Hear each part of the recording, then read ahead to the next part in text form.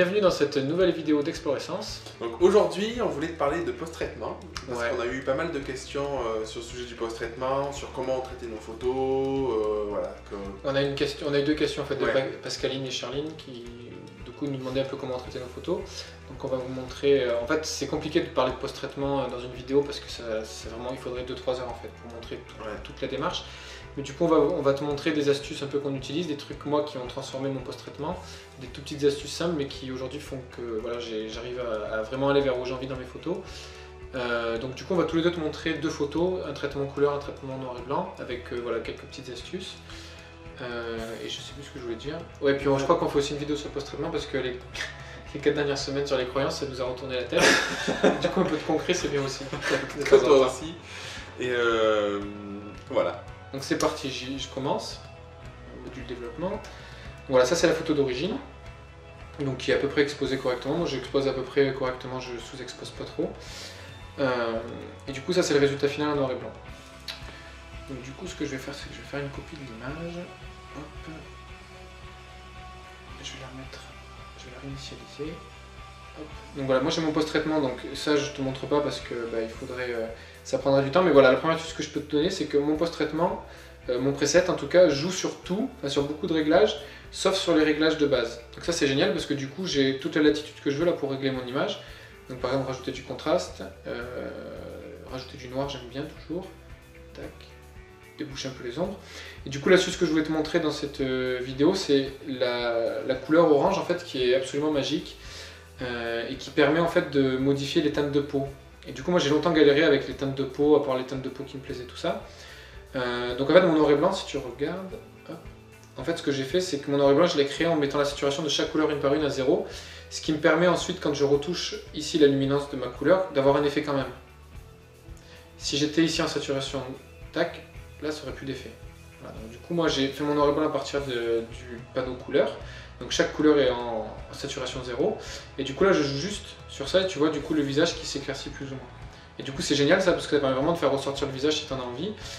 Et donc voilà pour cette photo comment ça donne. Et du coup sur cette image là je vais te montrer.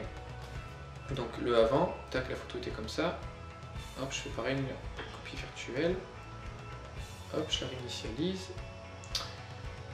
J'applique mon preset couleur. Donc pareil, tu vois qu'il ne va pas modifier ici. Moi, il y a un truc sur lequel je... Voilà, deux conseils que je te donnerai en couleur, moi, c'est que je mets beaucoup de jaune dans mes photos. Donc fais attention à ta balance des blancs, ça va avoir un gros impact. Voilà, moi, je vais être dans des tons comme ça, donc assez jaune. Et du coup, ici, je vais venir jouer sur ma couleur orange. Et tu vois, ça a beaucoup d'impact sur les peaux, en fait. Si on regarde comme ça. Hop, tu vois, ça a un impact énorme sur les peaux. Donc du coup, j'ai beaucoup joué comme ça, et souvent les gens me disent qu'ils aiment bien le contraste de mes images. Tu vois, en couleur, je ne joue pas mon contraste. C'est beaucoup ma courbe en S qui va jouer sur le contraste. Et du coup, là, je joue beaucoup sur les noirs, en fait. Je vais rajouter beaucoup de noir pour avoir ce que je veux, et je vais un peu déboucher les ombres si je veux faire voilà, que le couple soit un peu mieux ressorti. Voilà, du coup, c'est quelques petites astuces. Tu vois, jouer sur les noirs, faire en sorte que ton preset ne vienne pas toucher ça. Et du coup, la couleur orange, qui a vraiment beaucoup d'effets, c'est vraiment chouette parce que, bon là, la couleur de peau est déjà chouette, mais tu vois, si elle est trop verte, tu peux aller vers quelque chose de plus rouge. Si elle est trop rouge, tu peux aller vers quelque chose de plus vert. Souvent, il y a des gens qui ont des rougeurs sur le visage. Du coup, là, tu peux jouer sur la couleur rouge pour le coup. Alors, ça se voit pas très bien, mais on voit son visage à lui qui passe d'une couleur plus ou moins orange à plus rouge. Donc ça, c'est pareil, ça peut être des astuces quand il y a des rougeurs ou quoi pour avoir un traitement de peau qui soit vraiment joli. Voilà, moi, c'est vraiment le truc sur lequel je fais hyper gaffe, c'est le traitement des peaux. Et du coup, d'avoir découvert ce truc-là sur les peaux, sur le orange et sur le rouge, ça a vraiment transformé mon traitement couleur. Donc, à mon tour. Donc moi, il y a un truc de base que je fais, je te montrerai un avant-après, donc sur une photo, sur couleur, c'est que je sous-expose toujours la prise de vue, un petit peu mes images, parce que j'ai trouvé, avec le temps, que ça me permettait de récupérer, en tout cas par rapport à ce que j'aimais, un peu plus facilement mes couleurs de peau. Donc voilà, j'ai tendance à exposer à la prise de vue. Juste, je fais un aparté là-dessus. En fait, c'est un truc qui est inhérent au capteur numérique. En fait, le capteur numérique est très très bon pour récupérer les ombres. Et il est très mauvais dans tout ce qui va être haute lumière. Donc si c'est cramé, c'est pas récupérable. Et c'est l'opposé de la pellicule. La pellicule est très très mauvaise dans les ombres et très bonne dans la surexpo. Et souvent, les photographes de pellicule, du coup, l'argentique surexposent leurs images à la prise de vue.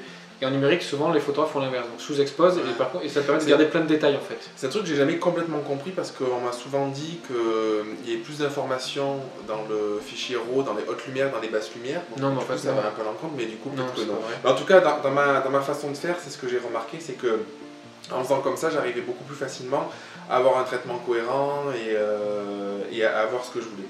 Donc, un détail, du coup, moi je travaille en Canon et toi tu es en Nikon. Oui, moi c'est avec un Nikon, tout à fait. Oui, du coup. Ce que je fais sur une photo, j'ai mon preset couleur. Donc ce que je vais faire, c'est que j'applique la preset couleur. Et après, donc, contrairement à Baptiste, moi, comme je sous-expose tout le temps, il applique... Alors, attendez, je peux te montrer, je vais faire une copie. Yes, je réinitialise. Donc, j'ai ma photo brute. Donc, mon preset couleur, hop, comme ça, applique automatiquement une surexpo. Donc, ça va dépendre un petit peu de la photo, de la prise de vue. Elle est particulièrement surexposée comme photo de base parce que les cheveux, du coup, je voulais pas que ce soit complètement cramé à la prise de vue. Et donc là, je vais augmenter, je vais surexposer. Voilà, comme ça. Ensuite, le premier truc que je touche, c'est toujours la balance des blancs. Donc la teinte aussi, pour avoir la teinte que je veux, et la température de couleur pour avoir ce que je veux. Donc, hop, tac, tac. Donc après, ça c'est vraiment une histoire de goût. Si tu aimes les photos qui vont être un peu plus vertes, un peu plus jaunes, si tu aimes les photos un peu plus froides, un peu plus chaudes, voilà, voilà, c'est une ambiance qui me plaît. Donc moi, ça joue donc pas sur le contraste. Je joue sur les noirs, les blancs, les ombres, les hautes lumières. Donc j'ai tendance à diminuer un petit peu les hautes lumières. Ça c'est dû au fait donc après en surexposant un petit peu pour éviter que les cheveux soient cramés par exemple. J'aime bien les photos assez lumineuses, donc je vais augmenter mes ombres. Après sur la photo, je vais jouer sur les noirs et blancs en fonction du rendu, en fonction du type de vue. Donc c'est assez souple, il n'y a pas de règle absolue, mais c'est quelque chose que je vais faire de façon naturelle pour avoir le rendu que je veux. Donc sur une couleur, voilà, je voulais vraiment te montrer ça, sur le fait que je sous-expose un petit peu, que j'ai mon preset tout le temps même, que je réadapte et que je touche surtout la balance des blancs, l'exposition en fonction des besoins, et je vais venir jouer sur ces 4 paramètres surtout pour donner le style à mon image. Sur le noir et blanc, c'est assez différent, donc tu vas voir un avant-après. Attends, voilà. Donc avant-après, sur le noir et blanc, donc dans mon processus, pour avoir une cohérence entre la couleur et le noir et blanc, parce que je trouve que c'est hyper important, de ne pas avoir des noirs et blancs par exemple hyper fades si tu as des couleurs hyper contrastées, inversement, j'applique mon preset couleur, et ensuite j'applique un preset noir et blanc, qui vient simplement jouer donc, par rapport à Baptiste sur la saturation. Donc il vous disait Baptiste qu'il n'y avait pas de moyen de jouer avec les couleurs sur saturation. Moi si je veux que les peaux soient plus ou moins claires, je joue simplement avec la température. Donc c'est peut-être un peu moins flexible que toi parce que tu peux jouer sur couleur par couleur. Mais moi ça me convient assez bien et ça me permet justement d'éclaircir un petit peu les peaux, les assombrir. Et ce que je voulais te montrer aujourd'hui, c'est que moi dans mon noir et blanc, j'aime bien en fait, la couleur c'est ce que je fais aussi, je t'ai pas montré mais du coup je le fais pour les deux, mais je trouve que ça marche bien dans le noir et blanc, de me focaliser sur un point précis, et du coup je vais énormément utiliser tout ce qui est filtre radial ou les filtres gradués, ou le pinceau, pour venir peindre sur des zones pour équilibrer. Donc là je voulais vraiment, ce que je trouvais beau là, c'est une amie qui s'est mariée cet été avec donc Stéphane et Clémence. Et du coup, j'adorais son sourire à Clémence, cette beauté-là, voilà, cette joie de vivre, qu'ils soient là tous les deux, c'est pas dans leur séance d'engagement. Et du coup, je voulais mettre en avant. Donc c'est ce que j'ai fait en mettant des filtres, si tu regardes. Donc les filtres, souvent je l'expose, je suis à 0,2 en plus, et j'éclaircis un petit peu les ombres. Et en fait, je passe par petites étapes. Donc là, un filtre qui englobe... oui, donc le masque est inversé ici parce que j'applique le filtre à l'intérieur et pas à l'extérieur. Tu peux choisir de le faire dans les deux. Donc, ça dépend ce que tu veux. Si tu veux assombrir l'extérieur ou éclaircir l'intérieur. Donc, je vais mettre des filtres successifs par petites doses, par petites touches avec, voilà, pour éclaircir des zones, un peu plus la zone, tout ça, avec un contour progressif pour justement que ça se fonde et que ce soit pas trop visible à l'œil nu. Alors là forcément tu le vois parce que je te montre un avant-après. Ouais, sinon c'est impossible. Mais sinon en fait quand tu vois une photo comme ça, tu te poses pas la question de savoir est-ce qu'il y a un filtre, tu dis là le fond c'est sombre, là l'arbre il peut être sombre. J'essaie que ce soit cohérent en fait. Où je vais pas assombrir tout son dos parce que ce sera pas cohérent qu'elle soit éclairée comme ça avec lui le dos tout noir. Donc du coup voilà, essayer d'être dans cette logique là.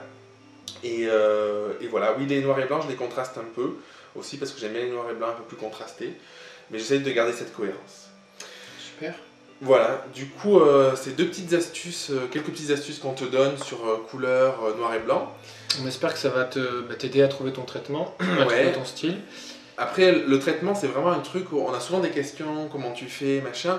Je pense qu'il faut en faire, refaire, tester des presets, faire ton preset, tester un paramètre qui va changer, ou en discuter avec d'autres aussi, comment tu fais, et tout ça, parce que c'est vraiment complet. C'est tellement dépendant de la prise de vue en fait. Ouais.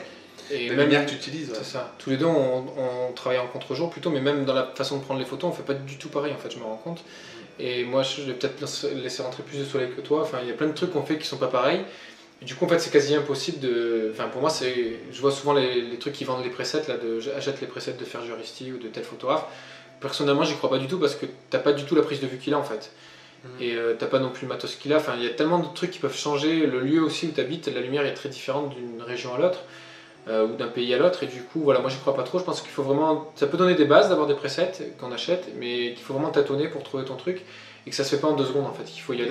Moi j'ai revu des mariages de ma première année là, j'avais l'impression que mon traitement était super cohérent et bien, et quand je le revois là, je me dis c'est quoi, c'est du délire le truc. Alors qu'à l'époque ça me paraissait bien. Donc voilà, les choses évoluent au fur et à mesure, et je suis sûr que dans 2 ans, quand je regarde mon traitement d'aujourd'hui, je me dirais mais il est pas assez abouti et tout ça. Oui, ça dépend de l'état d'esprit. En fait, je pense que souvent on me dit mais comment tu fais pour trouver ton style? En fait, je suis pas sûr qu'on puisse trouver son style. Je pense qu'il s'impose un peu. Ça veut pas dire qu'il faut pas faire des tests, chercher des trucs, mais en fait il va dépendre de ton état d'esprit. Est-ce que au début je faisais des photos qui étaient beaucoup plus lumineuses. Je suis encore dans un environnement assez lumineux. Mais du coup, voilà, comme tu évolues, tu vas changer, donc parfois tu fais des séances aussi. Il y a un truc que j'ai remarqué, c'est qu'en fonction du type, sur un mariage surtout, en fonction du mariage, donc du lieu et des personnes, le traitement peut être un petit peu différent. Pourtant, j'utilise le même preset, la même façon de faire. Et du coup, je pense que c'est l'état d'esprit, c'est comment j'étais quand j'ai pris les photos, un petit peu le temps qui peut jouer, la lumière, et comment je suis quand je fais le post-traitement, comment j'ai ressenti. Et parfois, un mariage où c'était un peu plus lourd, ça va être un peu plus sombre, un mariage qui va être plus lumineux parce que c'était plus léger, des choses comme ça. Et ça, c'est vraiment dingue en fait.